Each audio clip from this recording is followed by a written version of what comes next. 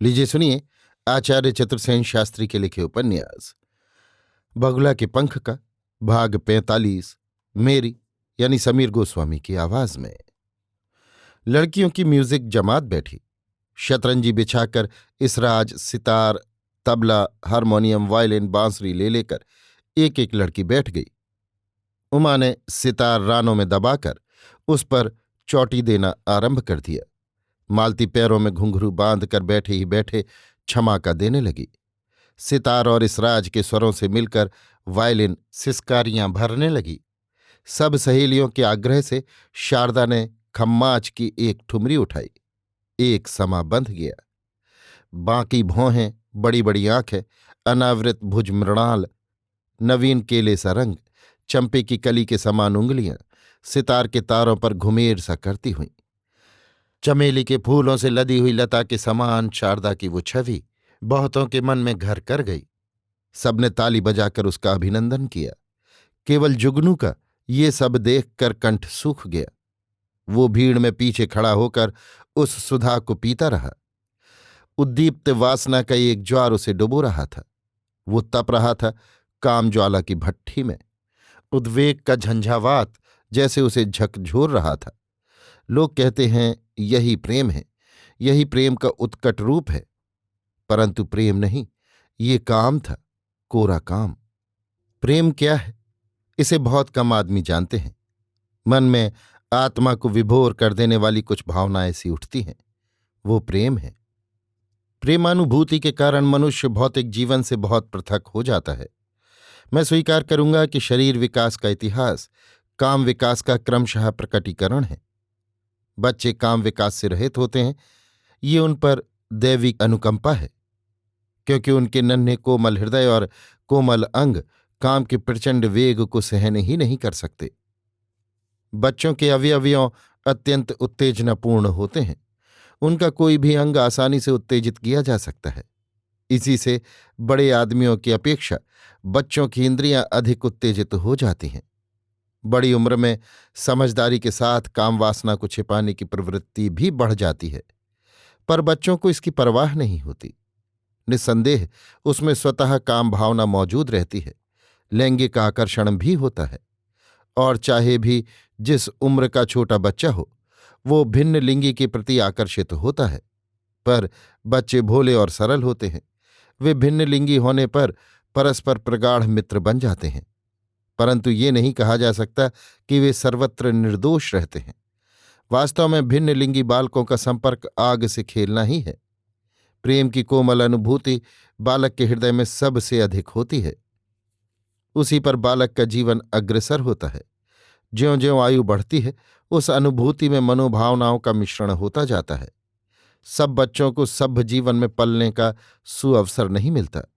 कुछ बच्चे पशुओं के समान जीवन व्यतीत करने वाले दुराचारी, चरित्रहीन, दुर्व्यसनी और शराबी लोगों के संपर्क में जीवन व्यतीत करते हैं, या वे उन कस्बों और गांवों में पलते हैं जो नीच वातावरण से परिपूर्ण हैं। वहां से बच्चे अपनी तीव्र ग्राहक शक्तियों के कारण ज्यों ज्यों वे बड़े होते जाते हैं, बुराइयों को ग्रहण करते जाते हैं। प्रेमानुभूति में मनोवासना उनका माध्यम होती है। एक बात और है, बचपन ही से बच्चों को भिन्न लैंगिकता का अभ्यास कराया जाता है। लड़के और लड़कियों के रहन सहन, वस्त्र विन्यास सब पृथक पृथक होते हैं। लड़के प्रायः साहसी और लड़कियां चंचल होती हैं। दोनों मोहक खेल खेलते हैं। इसका एक कारण यह है कि काम चेष्टाएं बच्चों से छिपाई जाती हैं, पर वे छिपी नहीं रहती और उनके मन में उनके प्रति कौतूहल जागृत होता रहता है, जो धीरे धीरे उनकी मनोभावना में मिल जाता है। यही काम विकास का प्रथम मार्ग है। काम संबंधी प्रत्येक वस्तु उनसे यत्नपूर्वक छिपाई जाती है। इससे उनकी उत्सुकता और बढ़ जाती है। इस प्रकार काम रहित प्रेम भावनाएं आगे चलकर यौवनोदय के साथ ही काम पूरित हो जाती हैं। माता बच्चों को न केवल आराम पहुंचाती है, वो उनका भौतिक रूप से पालन पोषण भी करती है। वो भोजन कराती है, शरीर साफ करती है, इंद्रियों को भी साफ रखती है। इसी से माता का प्रेम सबसे निराला होता है। बड़े होने पर बच्चे को माता की सहायता की आवश्यकता नहीं रहती, और जब वो युवा होकर जीवन युद्ध के लिए तैयार होता है, तो माता के स्थान पर स्त्री वर्ग का प्रेम उसके हृदय में उत्पन्न हो जाता है। प्रायः लड़के लड़कियां ज्यों ही यौवनोदय से आक्रांत होते हैं, अपने को अकेला अनुभव करने लगते हैं तथा भिन्न लिंगी का अभाव उन्हें अखरने लगता है। इसी समय काम वेग उन्हें पीड़ित करने लगता है और इस प्रकार भिन्न लिंगी आकर्षण उन्हें आहत करने लगता है। यहाँ एक और बात है, अत्यंत कोमल भाव जो दूसरे से किसी पर आता है अधिक शक्तिशाली होता है।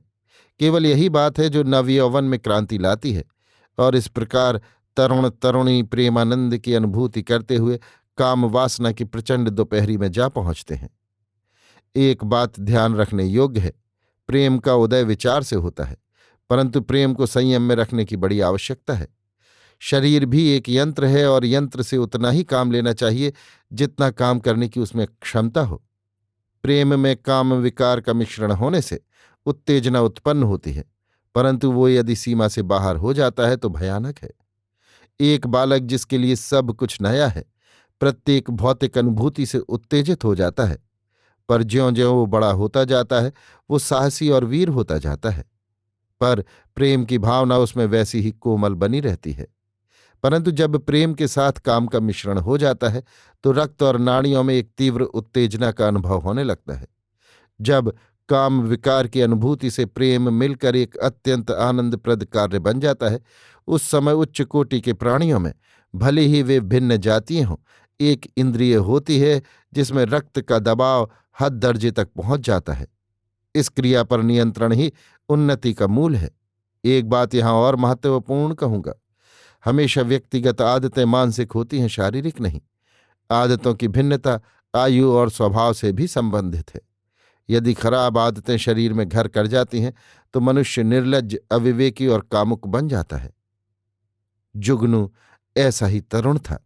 उसकी काम वासना और कामुकता को वास्तव में दोष नहीं दिया जा सकता। वो कुसंस्कारी, अशिक्षित और बचपन में हीन स्थिति में पला था, परंतु उसका शरीर अत्यंत स्वस्थ और मस्तिष्क अत्यंत चेतन था। अतः उसमें प्रचंड काम वासना थी, किंतु संयम का उसमें नामोनिशान न था। यही कारण था कि प्रेम भाव के पनपते ही काम भाव उस पर आक्रमण करता था और स्त्री मात्र के प्रति उसकी कामुक दृष्टि थी।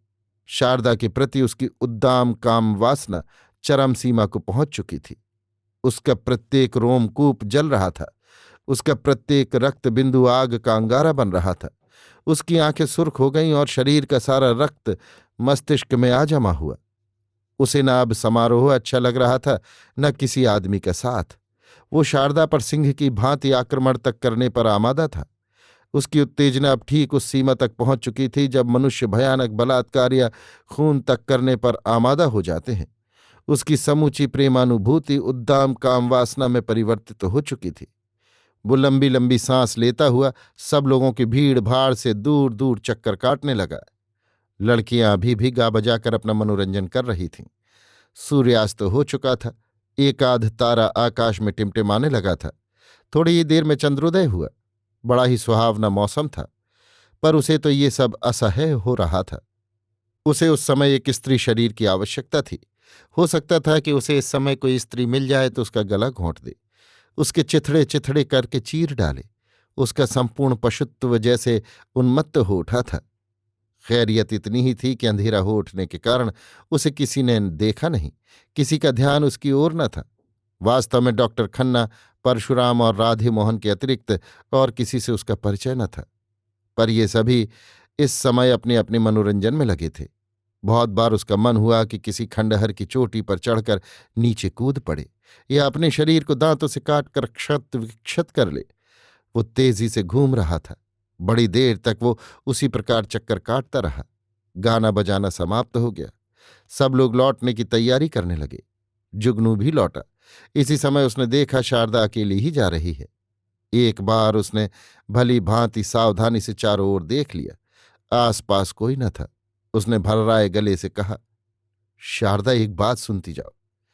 शारदा ने लौटकर जुगनू की ओर देखा। वो मुस्कुरा उठी। उसे आज अभी तक उससे बात करने का अवसर ही नहीं मिला था।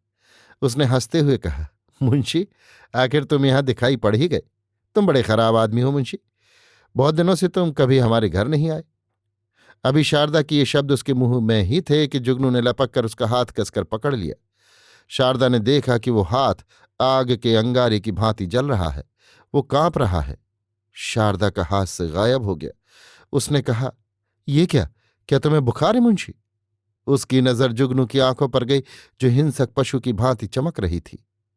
उसने खींचकर अपना हाथ छुड़ा लिया और भय और आशंका से भरी हुई जुगनू का मुंह तकने लगी।